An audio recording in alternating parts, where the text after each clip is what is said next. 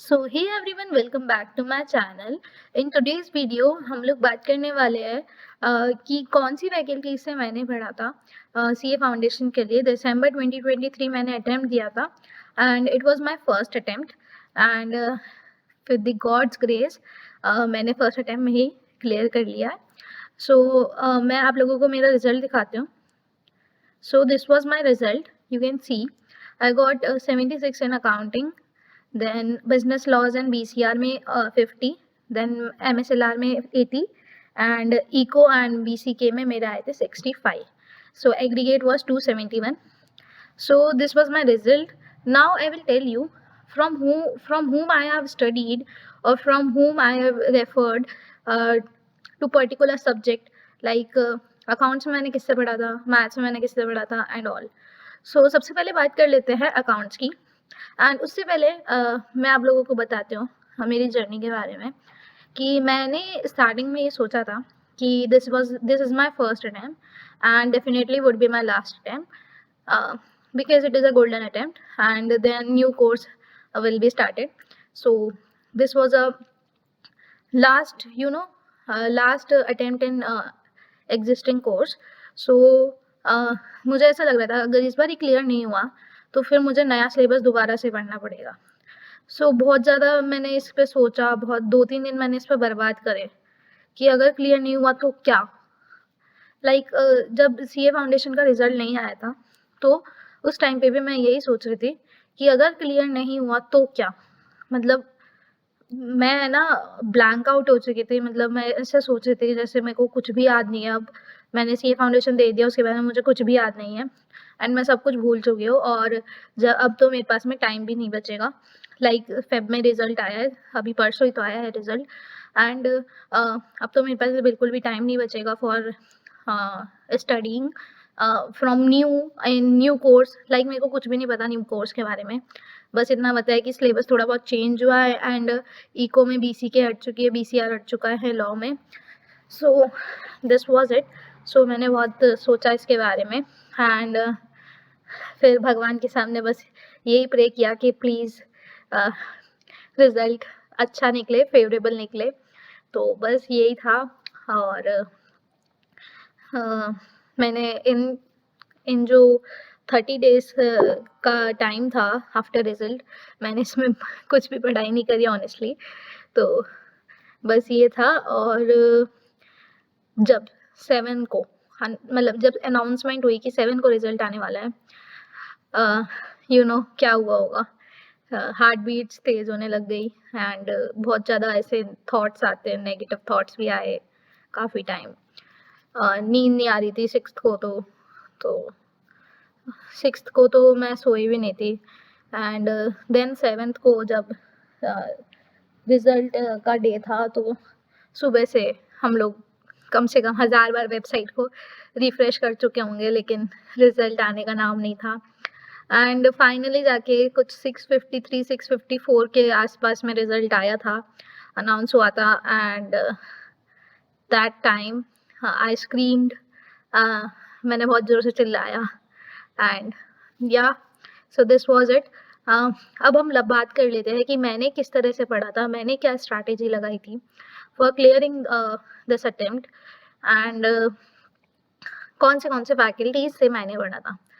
सो यहाँ पे अगर मैं बात करूँ अकाउंट्स के लिए, ठीक है, तो अकाउंट्स के लिए अगर मैं बात करूँ तो यहाँ पे देख सकते हो मैंने अकाउंट्स के लिए मैंने पढ़ा था सीए हार्दिक मानचंदा से, जो कि अकाउंट्स के लिए बेस्ट टीचर है अकॉर्डिंग टू मी एंड इनकी जो यूट्यूब वीडियोस भी है सीए फाउंडेशन के बारे में, so you can check it out. ठीक है, तो इनके काफ़ी अच्छे रिजल्ट्स आए हैं। मैं इनके बैच में थी, मैंने इनको पे किया था 3000 rupees and that was my great investment. 3000 rupees में इन्होंने मुझे प्रोवाइड किया था अकाउंटेंसी प्लस इको का combo batch along with the test series.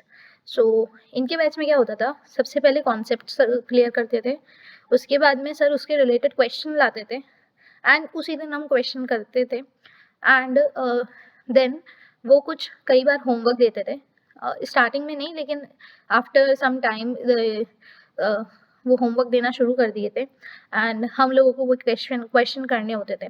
सो मैंने जो अप्रोच फॉलो करी थी वो ये थी कि जैसे सर कॉन्सेप्ट समझा रहे हैं तो मैंने कॉन्सेप्ट समझ लिया।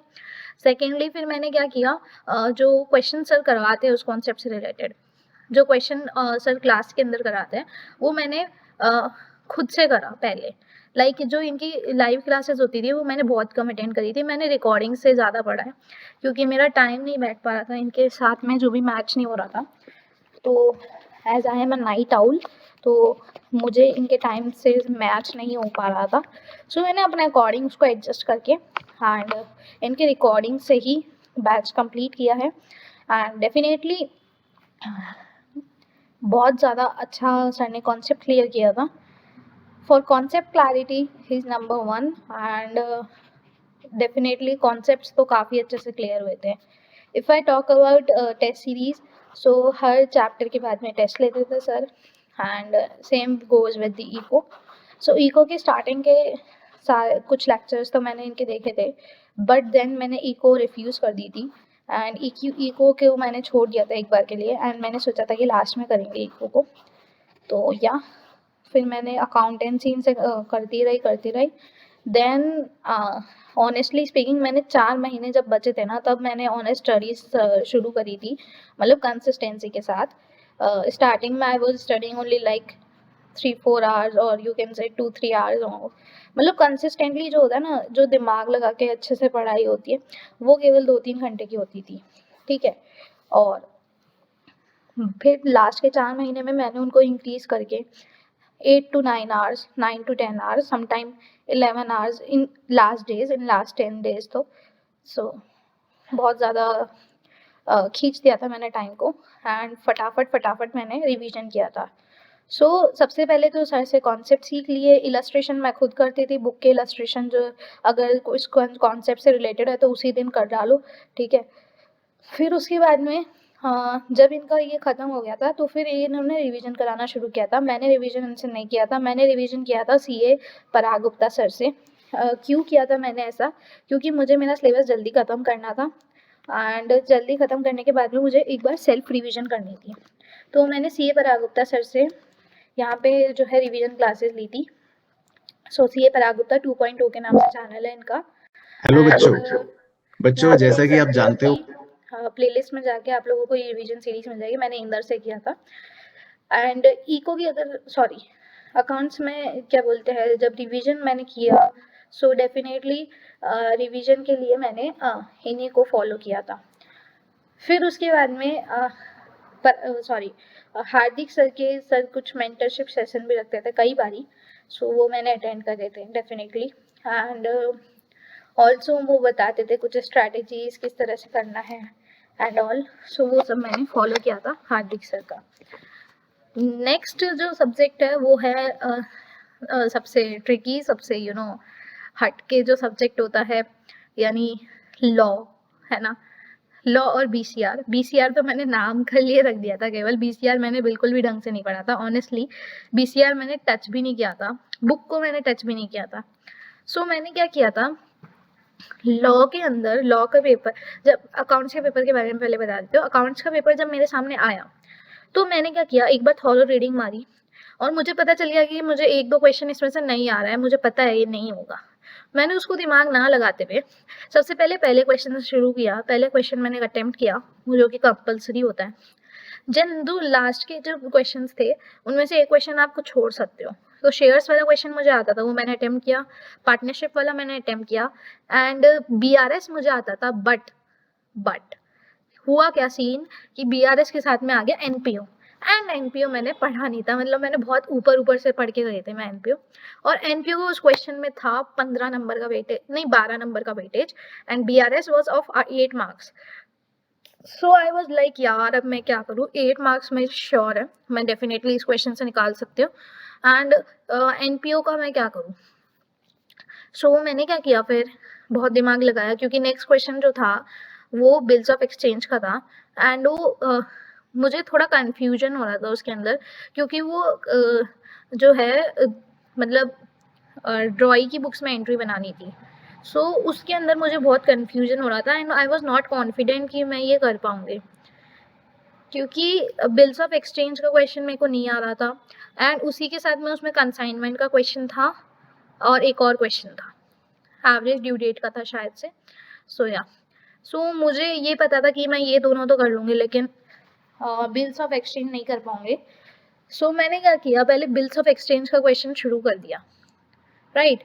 मैंने उसको पूरा काट दिया। आई एम लिटरली सेइंग, मेरा दिमाग खराब हो गया था शीट के अंदर। मैंने शीट को पूरा काट दिया, 2 पन्ने मेरे वेस्ट हुए। फिर मैंने वापस से बीआरएस वाले क्वेश्चन पे गई मैं एंड देन मैंने बीआरएस वाला क्वेश्चन किया। फिर मुझे कॉन्फिडेंस आया। एनपीओ वाला मैंने क्वेश्चन किया लेकिन मेरा वो पूरा नहीं हुआ था, तो मैंने उसको लीव करके फटाफट मैं आगे करते रही। सो एक क्वेश्चन में अगर स्टक हो जाए तो उसको काट दो, अटको मत, उसमें आगे करते जाओ। और इस तरह से मैंने मेरा पूरा 100 मार्क्स का पेपर अटेम्प्ट किया था एंड जिसमें मुझे 76 नंबर आए, बिकॉज मुझे पता था कि एनपीओ वाला मेरा गलत है एंड एक मेरी बैलेंस शीट मैच नहीं हुई थी, सो दैट्स वाई। और कुछ माइन्यूट मिस्टेक्स हो गई थी और एक मैंने जो डेफिनेशंस थी उसके अंदर मेरे को एक डेफिनेशन, 2 डेफिनेशन नहीं आती थी, मतलब मैंने कुछ उल्टा लिख दिया था उसका जल्दी में। सो वो मेरे नंबर कट जाएंगे वहाँ पे। तो ठीक है, 76 मेरे आए। मुझे पता है मैंने कहाँ मिस्टेक करी, सो वो जस्टिफाइड है। एंड द थिंग इज कि आप लोग एक क्वेश्चन पे अटको मत, नेक्स्ट क्वेश्चन पे शिफ्ट हो जाओ अगर वो क्वेश्चन नहीं आ रहा तो ये चीज़ मैंने बहुत अच्छी सीखी। Same goes with law. जब लॉ का पेपर हुआ, सो लॉ में मेरे को बहुत ज़्यादा टेंशन हो रही थी। It was a mind blowing paper. So मतलब क्या पेपर था। मैंने पूरा 100 मार्क्स का अटेम्प्ट किया है। मुझे ये तो मैंने घर से सोच के गई थी पूरा 100 मार्क्स का लिख के आना है, चाहे कुछ आए या नहीं आए, कुछ भी लिख के आना, लेकिन आना है 100 मार्क्स का लिख के। एंड लॉ में मैंने काफ़ी अच्छी स्ट्रैटेजी अपनाई, जो provisions, fact of the case, then उसके बाद में एनालिसिस, कंक्लूजन, ये सब मैंने अटेम्प्ट करे पर्टिकुलर हर क्वेश्चंस में। तो ये जो मेरे 50 मार्क्स आए हैं ना, आई वुड डेफिनेटली से ये जो 50 मार्क्स है इसमें से मेरे 40 या 35 से लेकर 40 के बीच में मार्क्स जो है वो मेरे लॉ में ही स्कोर हुए हैं। एंड बीसीआर तो मैंने बिल्कुल भी नहीं पढ़ा था। बीसीआर में मैंने कुछ भी लिखा है, मतलब यू नो मेरी एक आदत थी कि 12th में भी मैं कभी ग्रामर नहीं पढ़ती थी इंग्लिश की। मैंने ग्रामर कभी नहीं पढ़ी। मैं ग्रामर 8th के बाद में कभी नहीं पढ़ती थी। मैं ग्रामर को केवल एक थॉरो रिवीजन देके जाती थी through the YouTube videos. Same मैंने बीसीआर में भी किया। बीसीआर मैंने लास्ट डे ही किया था, मतलब मैंने पूरे टाइम मैंने बीसीआर नहीं खोला, मैंने केवल लास्ट डे बीसीआर खोला था। हाँ, बीसीआर में मैंने एक चैप्टर करा था, कम्युनिकेशन वाला चैप्टर मैंने पहले से कर रखा था।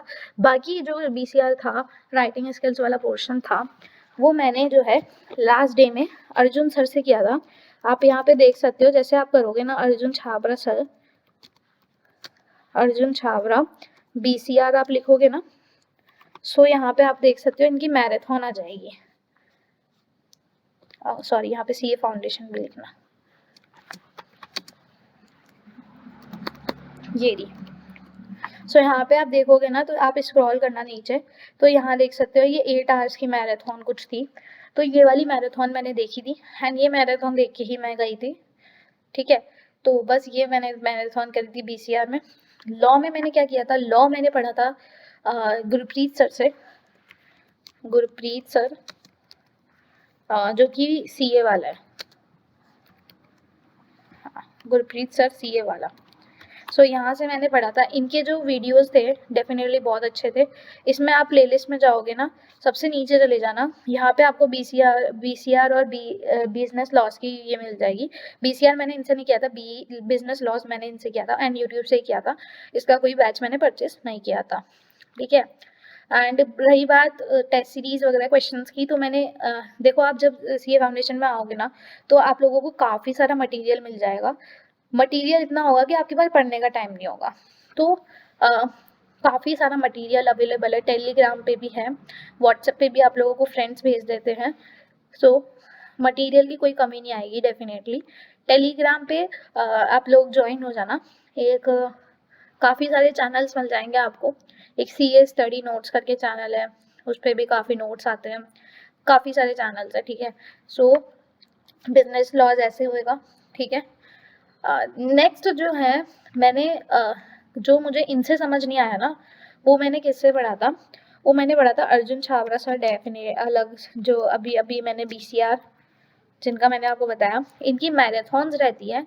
सो मैंने जो लॉ किया था वो बेसिकली कैसे किया था कि जब मैंने सबसे पहले क्या बोलते हैं गुरप्रीत सर से पढ़ा, गुरप्रीत सर के पढ़ के मैंने थोड़ा रिवीजन किया खुद से, ठीक है।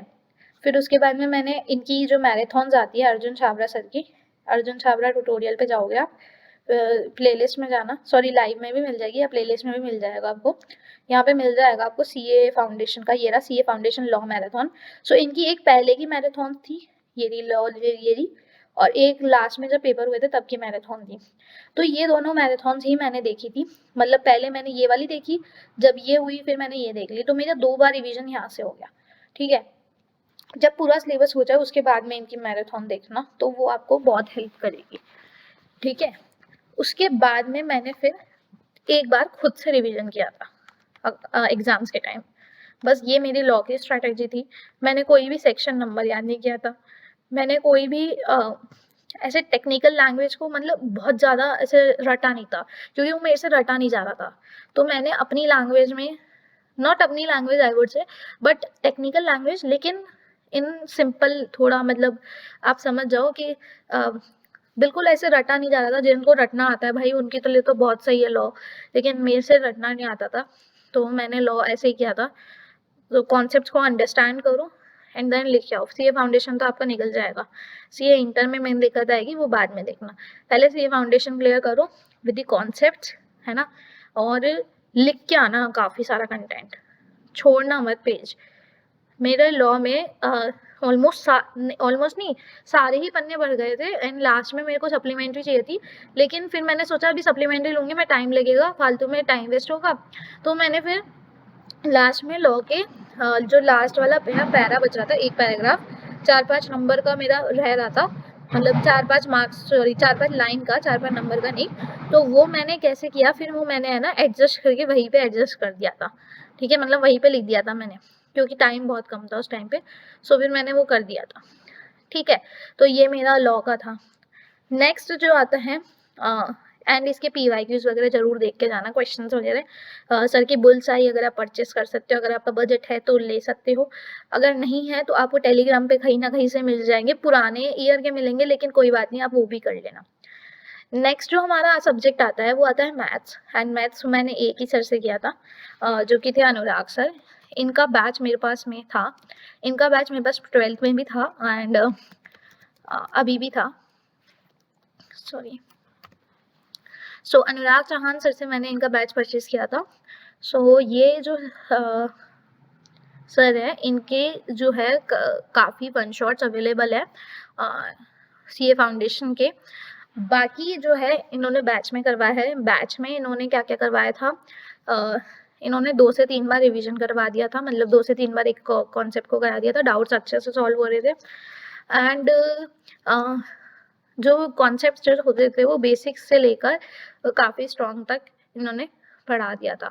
टेस्ट भी अच्छे खासे प्रोवाइड हो गए थे एंड मेरे को क्योंकि मैथ्स काफ़ी पसंद थे, तो मैंने मैथ्स सब्जेक्ट, एक केवल मैथ्स सब्जेक्ट ही मैंने जून से ही शुरू कर दिया था, मतलब जब जून चल रहा था ना, जब मैं 12th पास होके आई थी, तब मैंने शुरू कर दिया था इनका बैच से मैथ्स का जो है CA फाउंडेशन का, ठीक है।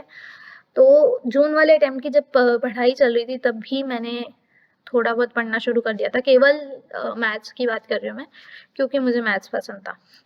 सो ये था मैथ्स के लिए एंड इनका बैच कुछ अराउंड 1500 के आसपास का था, तो वो काफ़ी सही प्राइस है एंड या एंड नेक्स्ट जो था मैथ्स के बारे में, अगर आप लोगों को और जानना है तो आप लोग कमेंट कर सकते हो। जिनके पास मैथ्स नहीं होती उनको भी सर बेसिक से पढ़ाते हैं, जिनके पास मैथ्स है वेल एंड गुड, काफ़ी अच्छे से आपका हो ही जाएगा, ठीक है। और रही बात मैथ्स के MCQs और नेगेटिव मार्किंग की, सो जब आप लोग टेस्ट अटेम्प्ट करते हो ना, तो आई वुड सजेस्ट कि OMR शीट पे करो।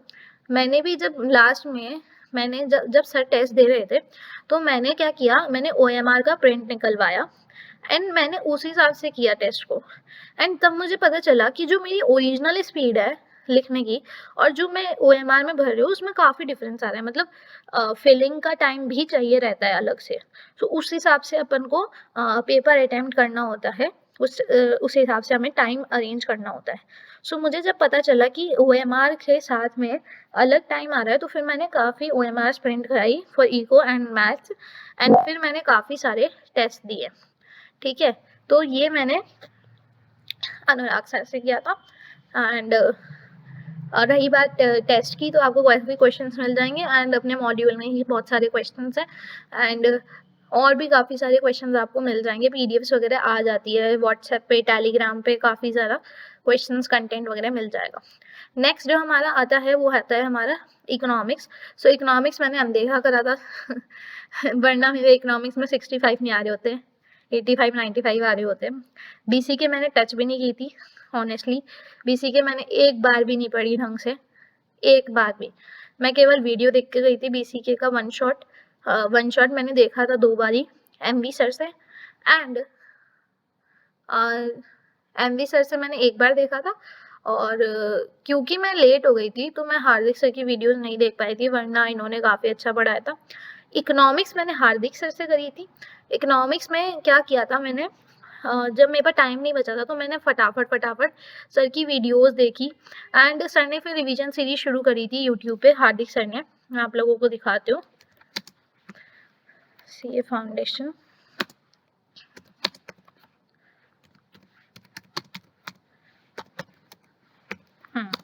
सो यहाँ पे आप देख सकते हो कि इनकी जब आप प्लेलिस्ट में जाओगे, सो यहाँ देखना आपको मिलेगा ये देखो, ये रही BCK का, ठीक है, 31 वीडियोस, क्योंकि मेरे पास टाइम नहीं था तो मैंने नहीं देखा था। हाँ, ये 12 वीडियोस मैंने काफ़ी अच्छे से कंप्लीट करी, मैंने काफ़ी अच्छे से देखा, काफ़ी मतलब टाइम लगा के इसको देखा और मेरा पूरा कोर्स खत्म हो गया इको का। सो मैं इको के भरोसे गई थी बेसिकली, और BCK मैंने ऐसे सोचा था कि यार ठीक है BCK है लेकिन थोड़ा बहुत जनरल नॉलेज से भी क्वेश्चन निकल जाते हैं BCK के। सो इन ऑल मैंने 70 क्वेश्चन अटैम्प्ट करे थे एंड मेरे 65 मार्क्स बने हैं। अगर मैं बात करूँ क्या बोलते हैं मैथ्स की, सो इन ऑल मैंने 82 या 83 क्वेश्चन या 84 क्वेश्चन अटैम्प्ट करे थे एंड मेरे 80 मार्क्स बने हैं। मैंने मैथ्स में 2 से 3 चैप्टर छोड़े थे, मतलब ऊपर से करते, लेकिन छोड़ ही थे। थ्योरेटिकल डिस्ट्रीब्यूशन मैंने पूरा छोड़ा था। देन जो वो चैप्टर था, क्या बोलते हैं, इंटीग्रेशन मैंने छोड़ा था। मुझे आता था थोड़ा बहुत 12th का, लेकिन फिर भी मैंने छोड़ा था। एंड रही बात, और एक चैप्टर मैंने छोड़ा था शायद। सो ये 3 चैप्टर की वजह से मैं पेपर नहीं कर पाई पूरा। एंड अगर मैं ये चैप्टर कर लेती तो मैं पूरा पेपर कर पाती डेफिनेटली। काफ़ी टाइम बच गया था मेरे पास मैथ्स के पेपर में। सो सेम मेरा इको के साथ भी हुआ। इको में मैंने पूरा पेपर 1 घंटे के अंदर कर लिया था। बाकी का 1 घंटा मैं ऐसे ही बैठी थी, तो अगर मैं पढ़ के जाती तो डेफिनेटली वो काफ़ी अच्छे से निकल जाता। सो यार this is all for the faculty video काफ़ी लंबा हो गया है। एंड अगर आपको और कुछ हेल्प चाहिए हो CA फाउंडेशन के रिलेटेड, सो आप लोग मुझे कमेंट कर सकते हैं and definitely I would have improved this, ठीक है। सो अकाउंट्स के मार्क्स से मैं डेफिनेटली सेटिस्फाइड हूँ, जितना मैंने मेहनत करा था उस हिसाब से मुझे मिला है। एंड लॉ एंड BCR का बात करूँ तो देखो, लॉ और BCR में अधिकतर बच्चों के यही आता है 50 से 60 के बीच में। सो या एंड जो मुझे डर लग रहा था वो लॉ और BCR का ही लग रहा था, कि मेरे को ये तो पता था कि एग्रीगेट तो डेफिनेटली बन जाएगा मैथ्स एंड इको से ही एंड अकाउंट से। सो लॉ का मुझे बहुत डर लग रहा था, तो इसलिए मैंने इंटर की प्रिपरेशन शुरू नहीं करी थी। And now I will be starting inter preparations and may be study with me live stream will be also get started. So yeah, that's all for today's video. Hope you liked it. If you liked it, please like, share, subscribe. Meet you in the next video. Till then, goodbye and take care.